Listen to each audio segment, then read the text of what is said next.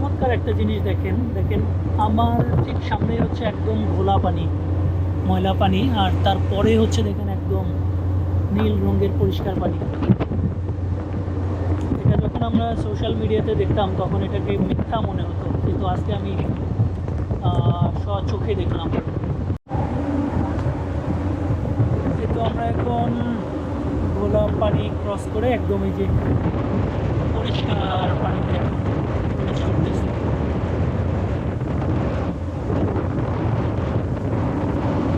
এই চমৎকার একটা বিষয়।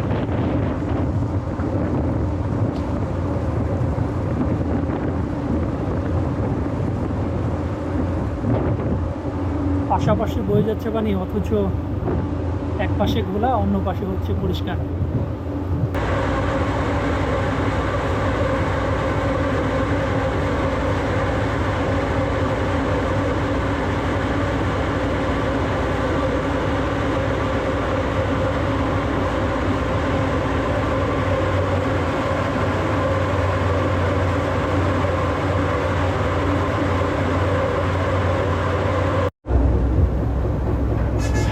এখন দেখুন গাড়িগুলো কিভাবে নামিয়ে নেওয়া হচ্ছে, আর এভাবেই কিন্তু উঠানামা করার সময় গত রোজার ঈদে কিন্তু একটি দুর্ঘটনা ঘটে।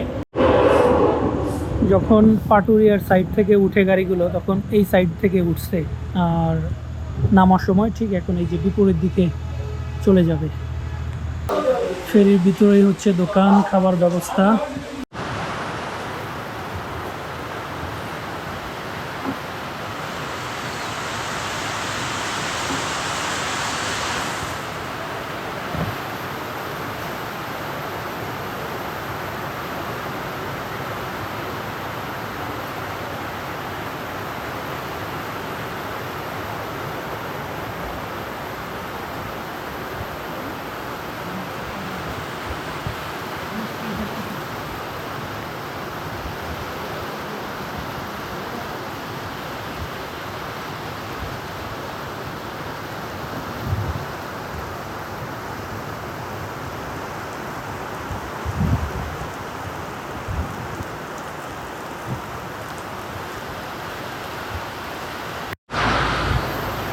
বাস থেকে নামার পর পরেই দেখুন কি প্রচণ্ড বৃষ্টি শুরু হয়ে গেছে। আমি একদম পদ্মার কিনারায় দাঁড়িয়ে আছি। পদ্মার বুকে কিন্তু অনেক ফেরি চলাচল করতেছে, বৃষ্টির কারণে কিছু দেখা যাচ্ছে না। আর এই যে একটা বাল্কহেড, এটা একদমই কিনারায়, ফেরিটা শুধু দেখা যাচ্ছে। আজকে খুবই উত্তাল পদ্মা।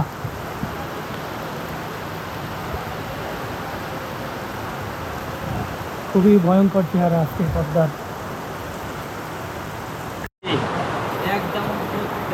এটা কি মাছ ভাই?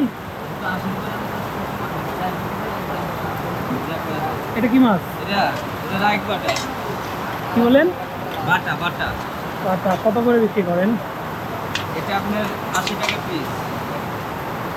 আর ইলিশ? ইলিশ কত করে বিক্রি করেন ভাই? ইলিশ মাছ আপনার 100 টাকা। 100? জি, পিস। সব তো এই নদীর?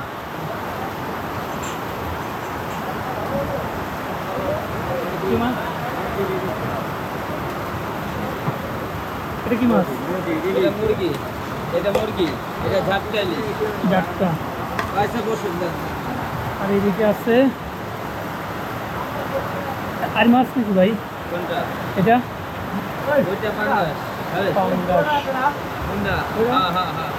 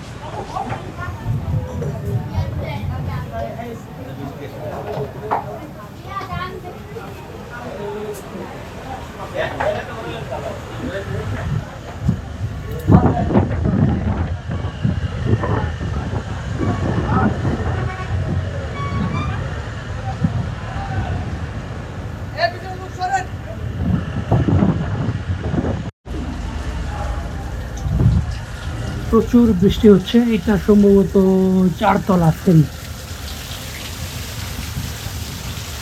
আরো অনেক ফেরি আছে, এই যে 1 2 3 4 5তলা, 4তলা, 3তলা।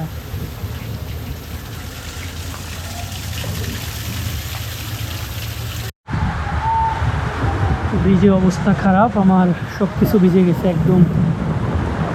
জুতা, মোজা, প্যান্ট, টি শার্ট, মানে আমি একদম পুরো ভিজে গেছি, একদম উপরে চলে আসছি।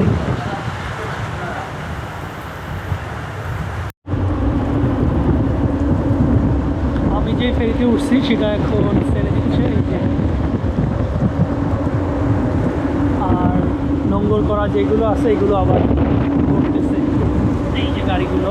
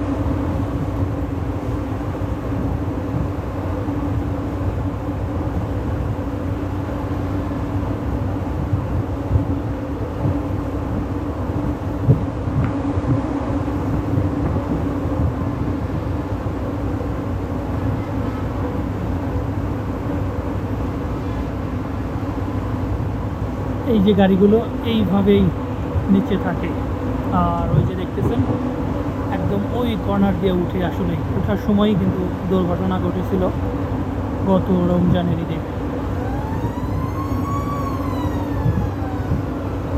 তো আমরা কিন্তু যে পাটুরিয়া ঘাট যেটা আছে মানিকগঞ্জের সাইডে, সেই ঘাট ছেড়ে এখন পদ্মার ওপার মানে দৌলদিয়া যে ঘাটটা আছে ওই দিকে আমরা যাচ্ছি।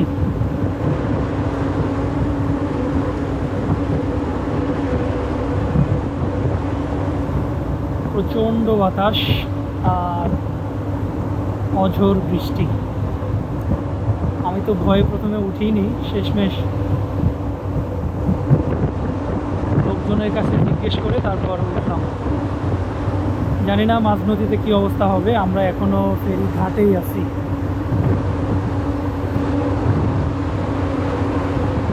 কীরকম ঢেউ বা উত্তাল কী অবস্থা এটা আসলে বোঝা যাবে মাঝ নদীতে যাওয়ার পর।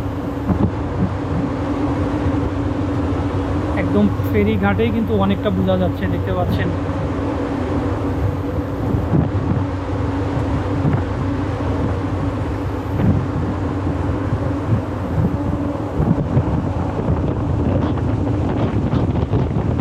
এত বেশি বাতাস,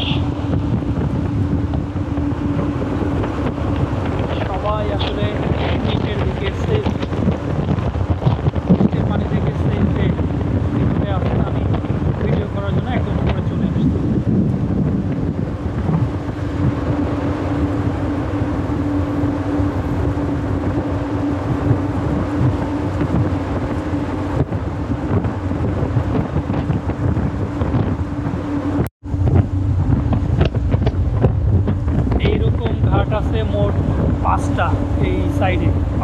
মধ্যে অলরেডি 2টা বন্ধ হয়ে গেছে, 3টা বন্ধ হয়ে গেছে, 2টা ঘাট চালু আছে এখন।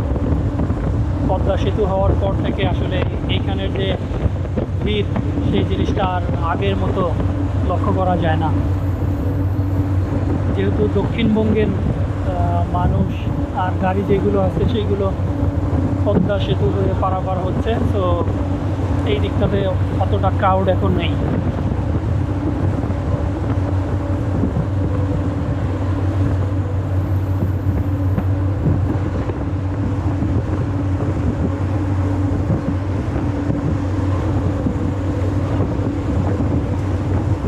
এটা হচ্ছে ঠিক 4 তলার সমমান, আই মিন 4 তলার উচ্চতার সমান।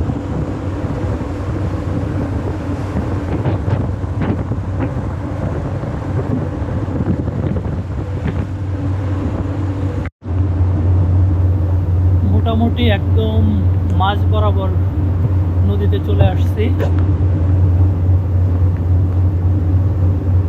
যদিও ক্যামেরাতে ঢেউ অনেকটা বোঝা যাচ্ছে না, তারপরেও দেখেন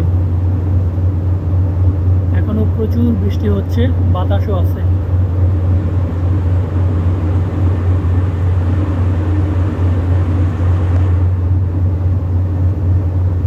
কি ভয়ঙ্কর!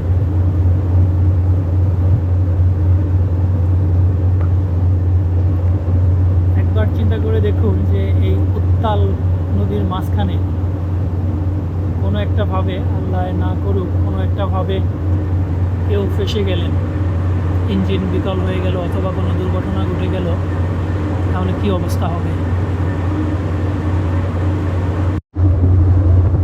চমৎকার একটা জিনিস দেখেন, আমার ঠিক সামনে হচ্ছে একদম ঘোলা পানি, ময়লা পানি, আর তারপরে হচ্ছে দেখেন একদম নীল রঙের পরিষ্কার পানি। এটা যখন আমরা সোশ্যাল মিডিয়াতে দেখতাম তখন এটাকে মিথ্যা মনে হতো, কিন্তু আজকে আমি স্বচোখে দেখলাম। এটাকে সম্ভবত বলা হয় পদ্মা এবং যমুনার মিলনস্থল, মোহনা।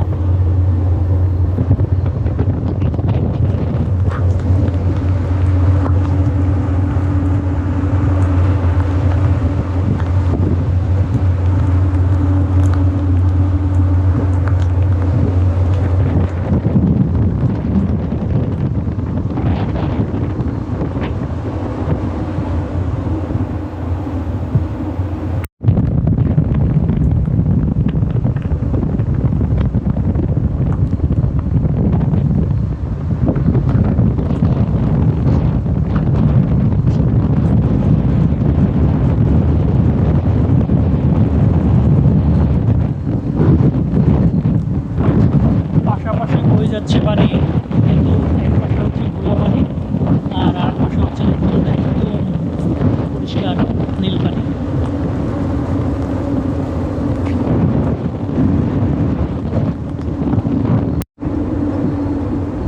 এই তো ঘোলা পানি থেকে এখন আমরা একদম পরিষ্কার পানির উপর দিয়ে ফেরিতে করে যাচ্ছি।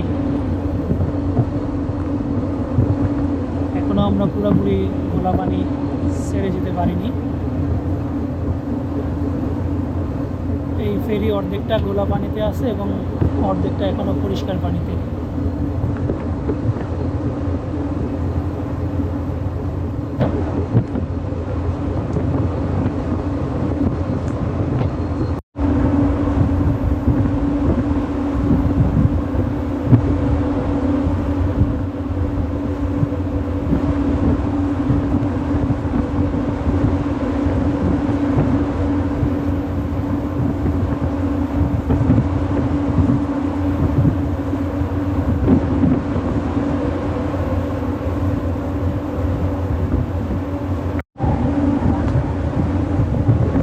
এখন ঘোলা পানি ক্রস করে একদম এই যে পরিষ্কার পানিতে চলতেছে।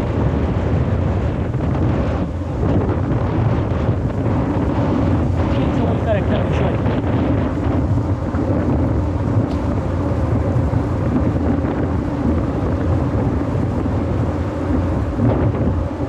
পাশাপাশি বয়ে যাচ্ছে পানি, অথচ এক পাশে ঘোলা, অন্য পাশে হচ্ছে পরিষ্কার।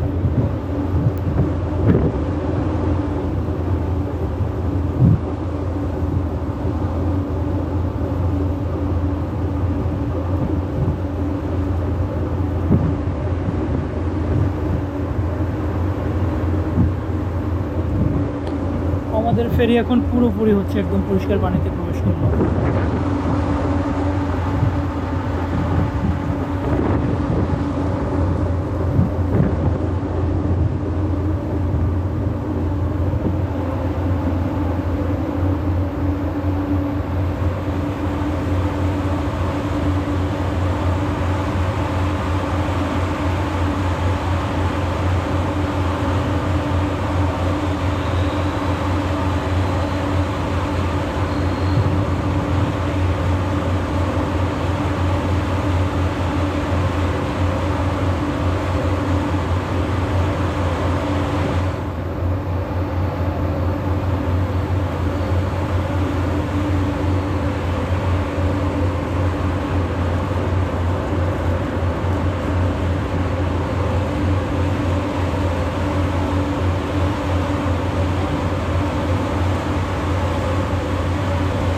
এখন ওই ফেরিটাও হচ্ছে পরিষ্কার পানির মধ্যে ঢুকে পড়ছে খানিকটা।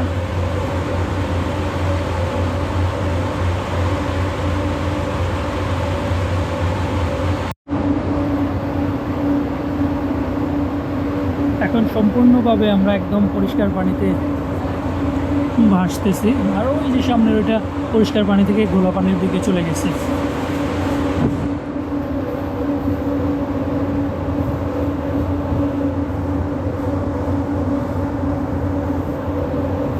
চমৎকার একটা ব্যাপার।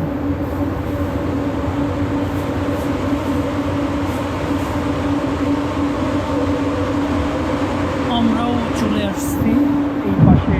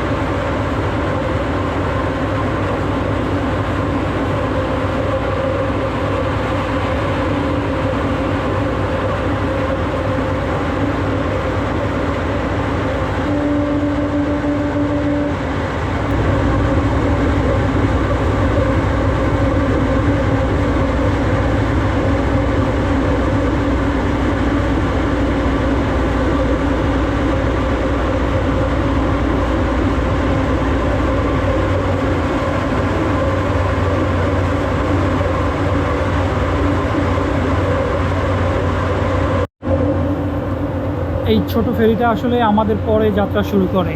আর দেখুন অলমোস্ট একদম একই সময়ে কিন্তু এসে পৌঁছলো এই ঘাটে।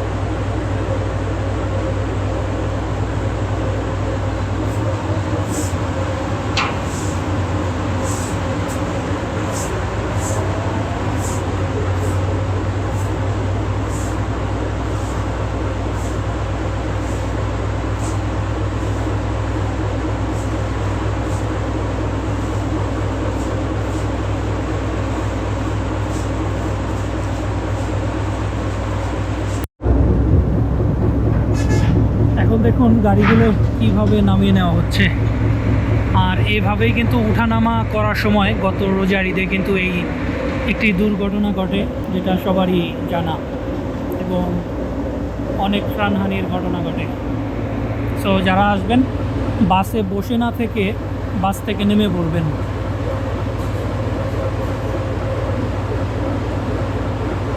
বা যখন ফেরিতে উঠানামার করে তখন কিন্তু বাসে কেউ বসে থাকবেন না।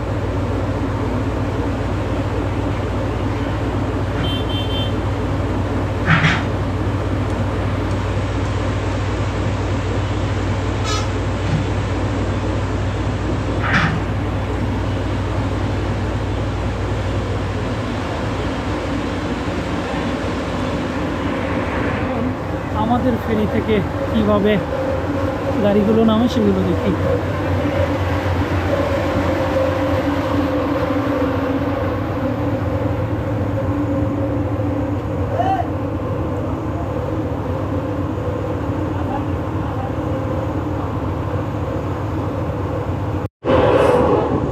যখন পাটুরিয়ার সাইড থেকে উঠে গাড়িগুলো তখন এই সাইড থেকে উঠছে, আর নামার সময় ঠিক এখন এই যে বিপরীত দিকে চলে যাবে।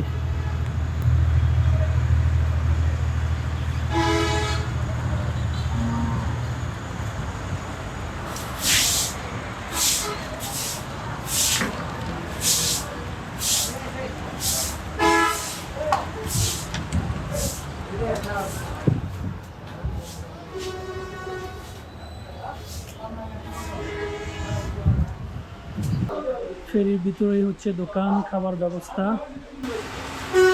সব ধরনের খাবার।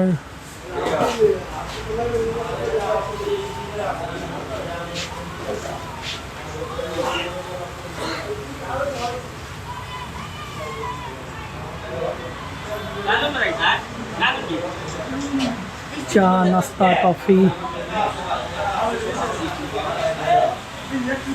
ঝালমুড়ি, সব কিছু।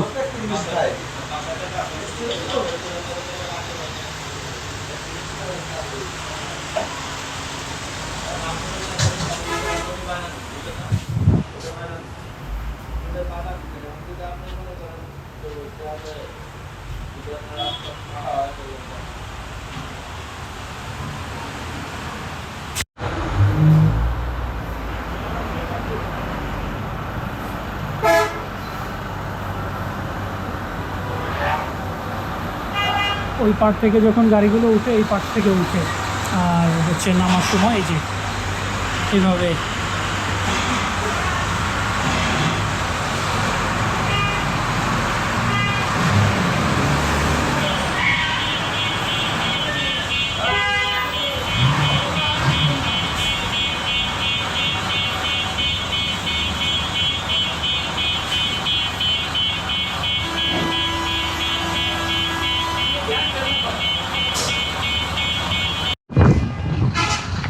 বাসটি পড়ে গিয়ে যে দুর্ঘটনা ঘটে সেটি আসলে হয়েছিল ঠিক এই জায়গাটাতে, এই কাটাতে, তাই না?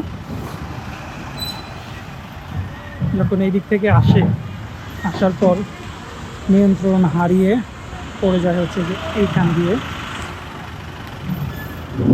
একদম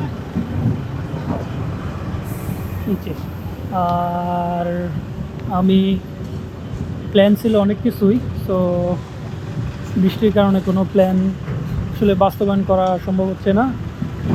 আমি এটা থেকে নামলাম, এটা থেকে নেমে এখন এইটা দিয়ে চলে যাব।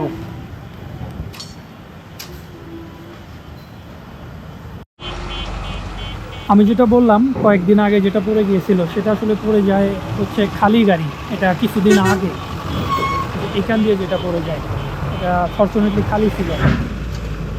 আর যেটা হচ্ছে মানুষ সহ মারা যায়, অনেকজন মানুষ মারা যায় রোজা দিতে পরে, সেটা হচ্ছে ওই দিকে 3 নম্বর ঘাটে।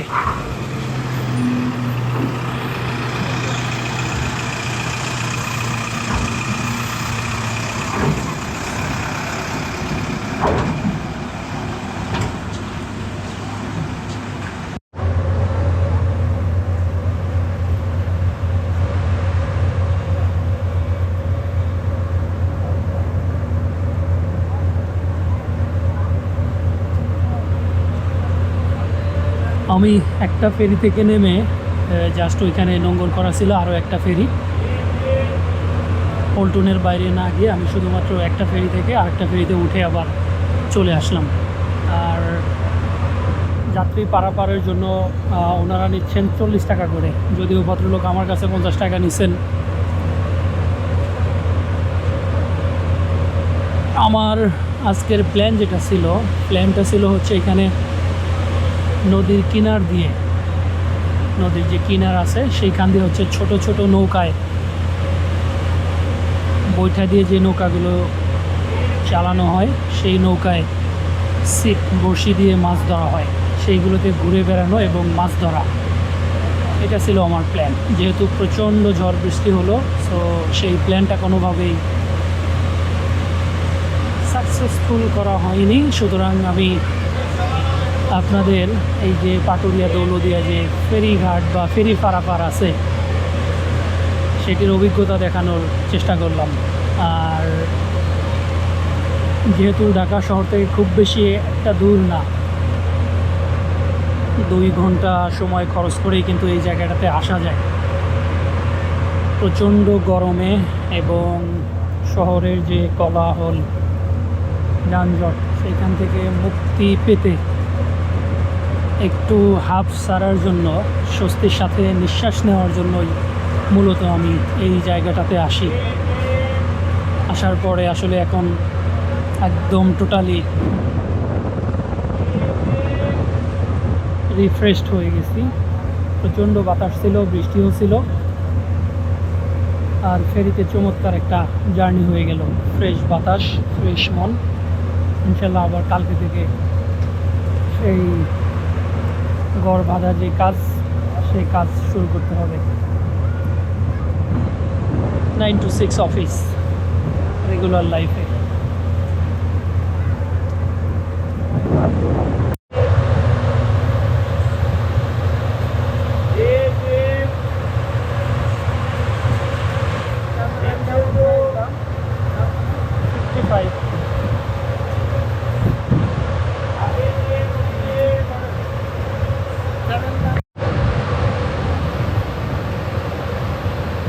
আবারও চলে আসলাম এই পাশটাতে, আর আজকের জার্নি এখানেই শেষ করে দেব। যে উদ্দেশ্যে আসা হয়েছিল সেটা হয় নাই, পরবর্তী অন্য কোনো ভিডিওতে অন্য আরেকদিন সেটা আমি দেখাবো ইনশাল্লাহ। তো সবাই ভালো থাকবেন, কিপ ওয়াচিং মাই ভিডিওস। আল্লাহ হাফেজ।